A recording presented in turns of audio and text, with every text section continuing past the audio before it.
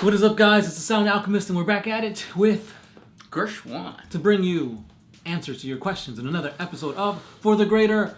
This is a video series where we answer the questions left by you, the viewer. If you have a question for us, comment down below. Put question in front of your question because we get to those questions first.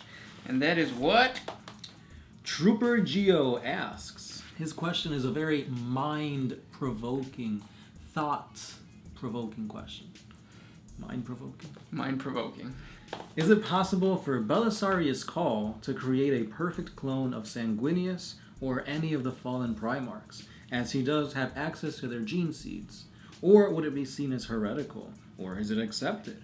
Also, is it possible for a Space Marine chapter to be created by fusing two gene seeds together?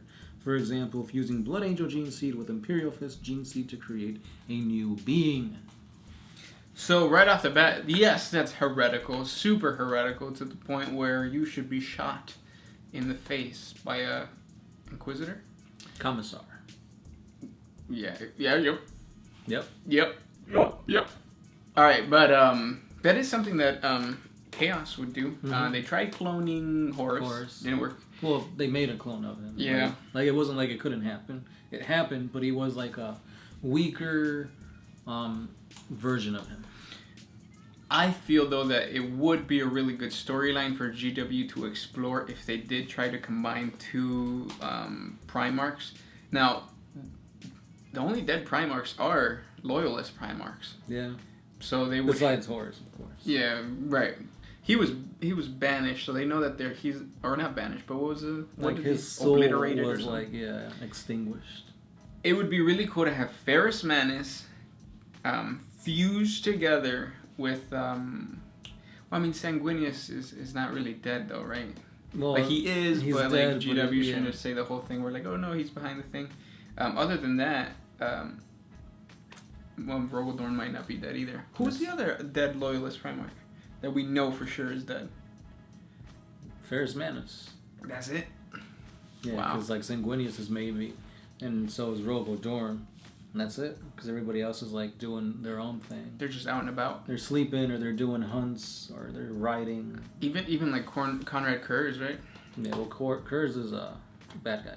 Yeah, but like his death was never recorded. Right. It's like he the visual thing got cut off before the assassin could have killed him or whatever. Okay. So. But yeah, it would be cool to have. Well, the only two then.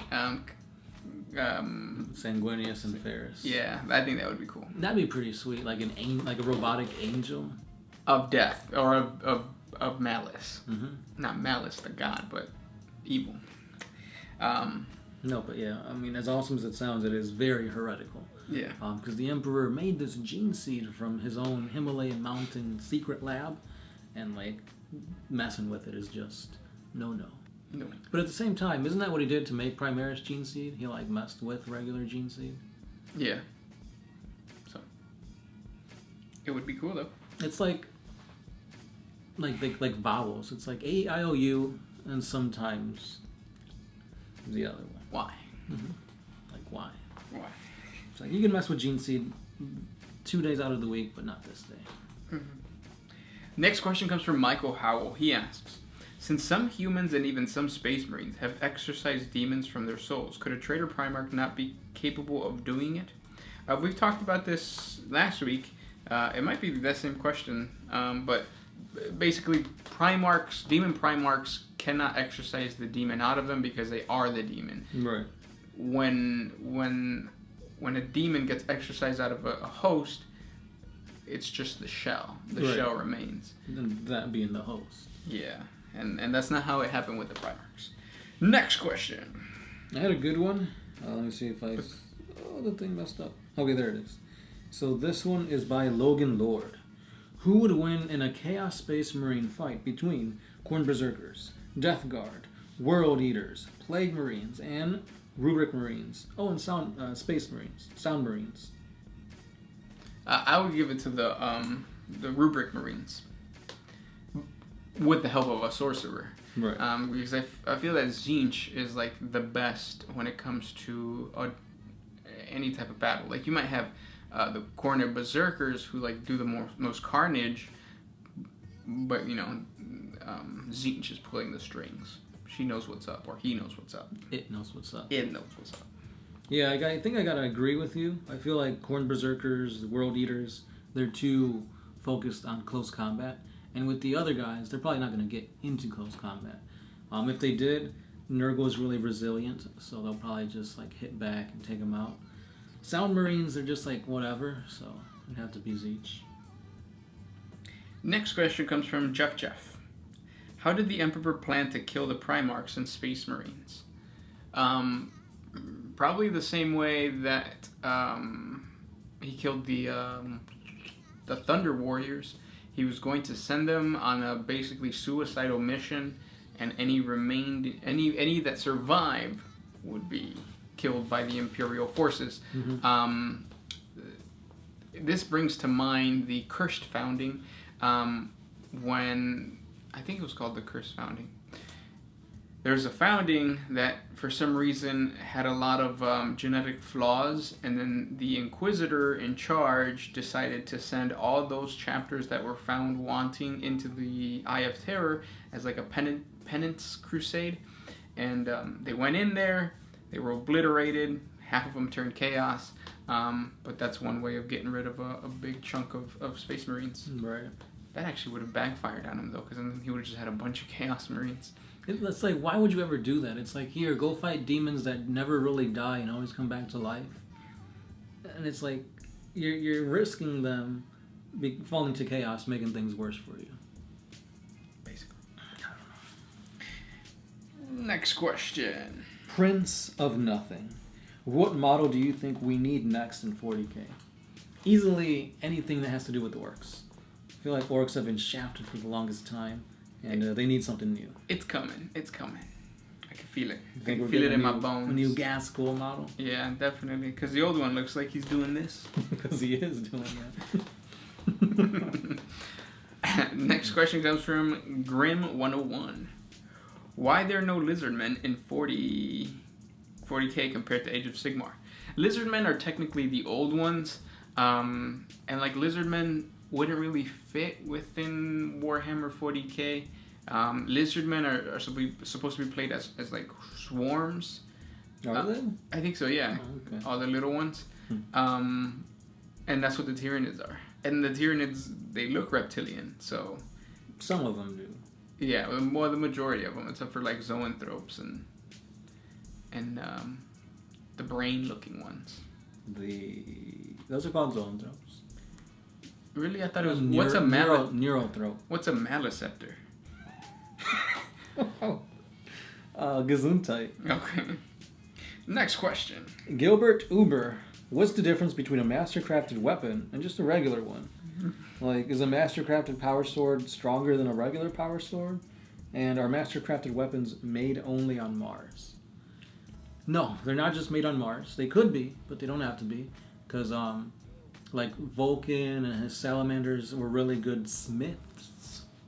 So they lived on the Smithsonian Museum, and they made really good weapons. So basically, mastercrafted just means that there's more, like, for example, say if you have a spear, a regular spear and a mastercrafted spear, the mastercrafted spear has like equal weight distribution. So no matter how you hold it, based on the weight, based on the craftsmanship, it's gonna like cut easier, it's going to be easier to maneuver and stuff like that.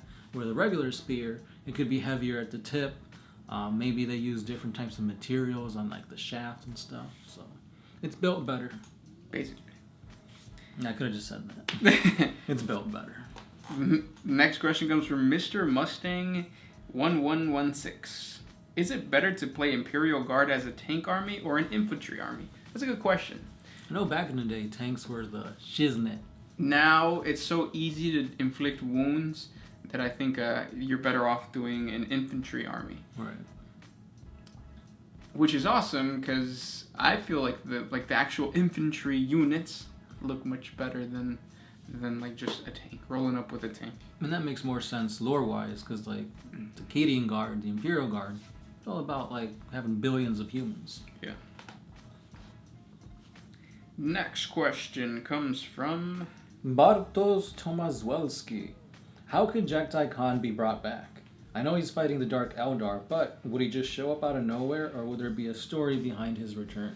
Well, there has to be a story behind his return, and I think he was hunting Dark Eldar. Yeah. Or did he say that? Yeah, he said that. Oh, jeez.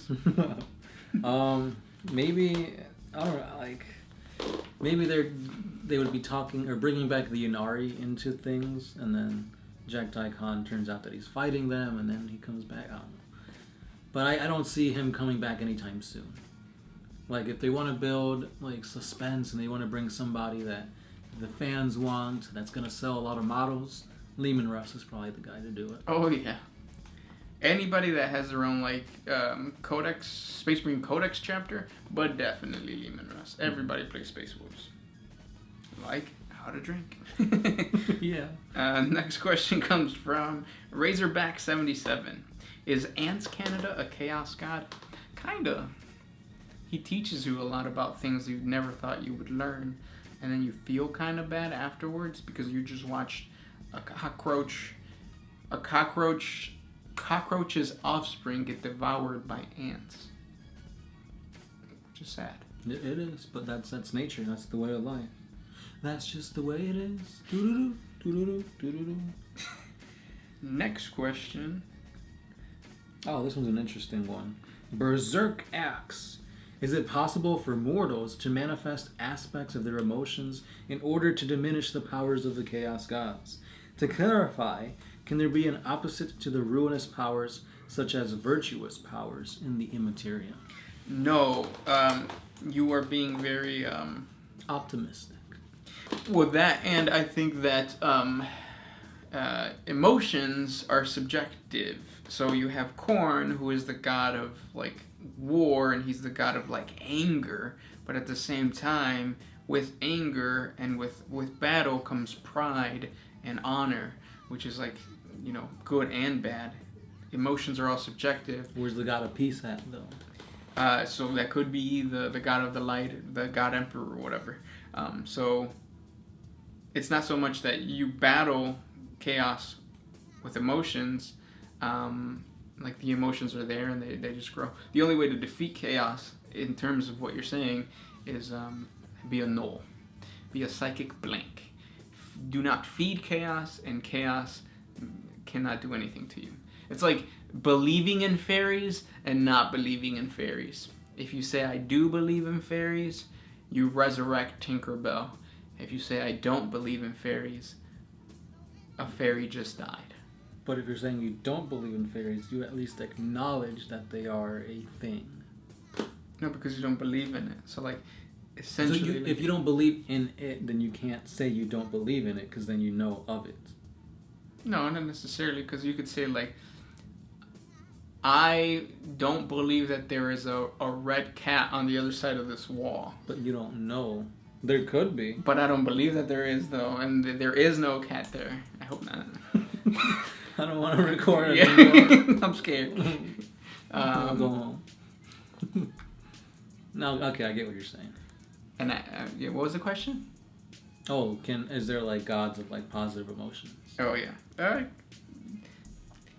The God Emperor is kind of a positive emotion, I guess you could say. He's also a bad emotion, because it's like an emotion of worship.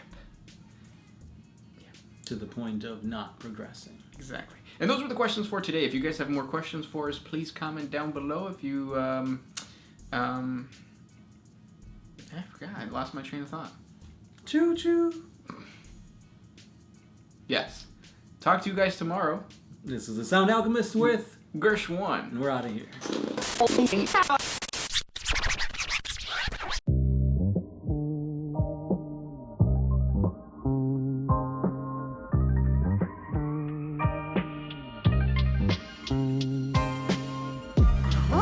used to put my freedom first in any situation. I knew I never had that much to lose.